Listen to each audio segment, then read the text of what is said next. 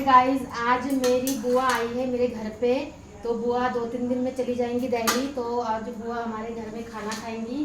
तो उसी की तैयारी में मैं और मेरी जेठानी लगी हुई हूँ। और देखो यहाँ पे चिकन बन रहा है और यहाँ पे मैं करूँगी बैगन फ्राई। देखो कितना टेस्टी चिकन बन रहा है, आप लोग भी आओ खाने के लिए। हमारे बेंगलुरु में पता है चिकन सबसे अलग बनता है, एकदम टेस्टी बनता है, सबसे अलग। और यहाँ पे करूँगी मैं बैगन फ्राई। दूरी नहीं दो दूरी।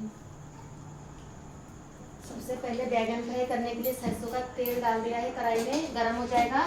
फिर इसमें मैंने बैगन में हल्दी नमक डाल के फिर इसको मैं फ्राई करूँगी। हमारे बेंगलुरु में ऐसे ही फ्राई करते हैं और खाने में बहुत ज़्यादा टेस्टी भी लगता है।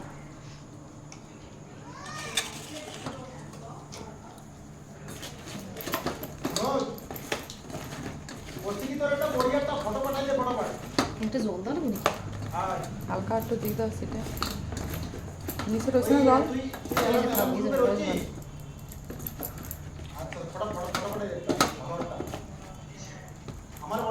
এরম ভিডিওতে ভিউ আসে ভালো, জানো?